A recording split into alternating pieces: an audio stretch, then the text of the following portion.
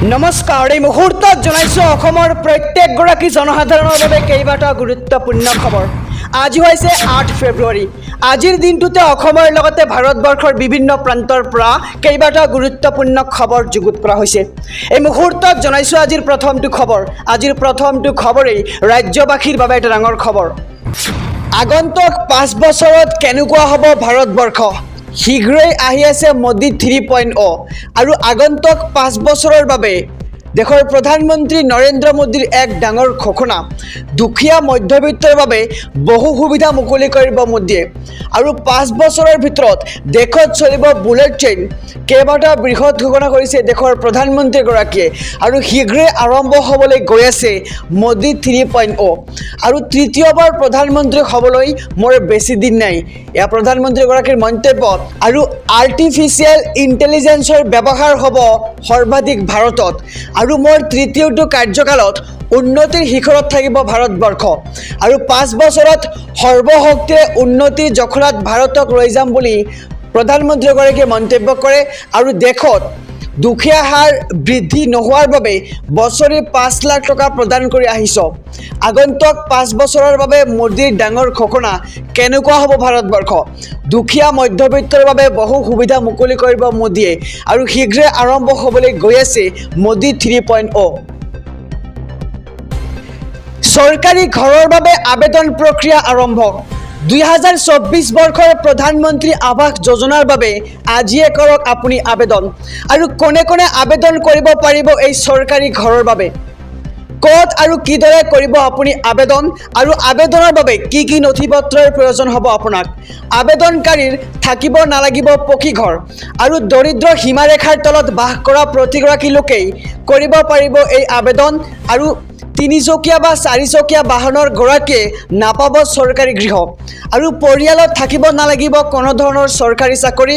আবেদনকাৰীৰ বাৰ্ষিক আয় 50,000 টকাৰ ভিতৰত হ'ব লাগিব আৰু Aadhaar card, job card, ration card, স্বচ্ছ ভাৰত মিছনৰ নম্বৰ থাকিলে কৰিব পাৰিব আপুনি আবেদন আৰু তালিকাত আপোনাৰ নাম অন্তৰ্ভুক্ত আছেনে নাই কেনেকৈ পৰীক্ষা কৰিব?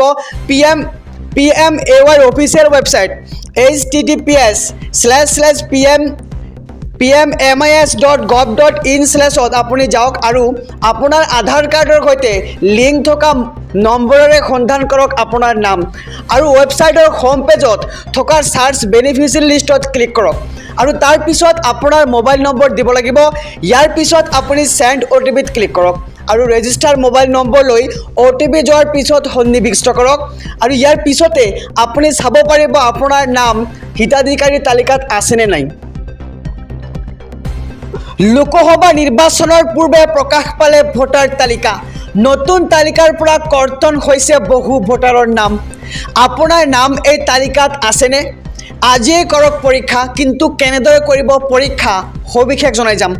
ঘৰতে থাকি মোবাইল ফোনৰ জৰিয়তে চাব পাৰিব আপোনাৰ নাম আৰু 3টা প্ৰক্ৰিয়াৰে চাব পাৰিব আপোনাৰ নাম ভোটাৰ তালিকাত। আপুনি প্ৰথমতে খুলি লওক ভোটাৰ পৰ্টেল ছাইট আৰু আপোনাৰ নাম, ঠিকনা আৰু জন্মৰ তাৰিখেৰে সন্ধান কৰক সবিশেষ। ভোটাৰ কাৰ্ডৰ নম্বৰৰ জৰিয়তেও আপুনি লাভ কৰিব এই তথ্য আৰু পঞ্জীয়নভুক্ত মোবাইল নম্বৰৰ সহায়তো কৰিব পাৰিব সন্ধান আৰু EPICৰ জৰিয়তেই চাব পাৰিব ভোটাৰ তালিকাত নিজৰ নাম আৰু লোকসভা নিৰ্বাচনৰ পূৰ্বে প্ৰকাশ পালে ভোটাৰ তালিকা। আমি সবিশেষ জনাইছোঁ যে কেনেকৈ চাব তালিকাত নাম। নতুন তালিকাৰ পৰা কৰ্তন কৰা হৈছে বহু ভোটাৰৰ নাম। আত্মসহায়ক গোটৰ মহিলাৰ বাবে বাজেটত বৃহৎ ঘোষণা। কোটি কোটি মহিলাক লাখপতি বনাব মোদী চৰকাৰে। 2ৰ পৰা 3 কোটি মহিলাক সাঙুৰি লোৱা হ'ব লাখপতি দিদি আঁচনিত।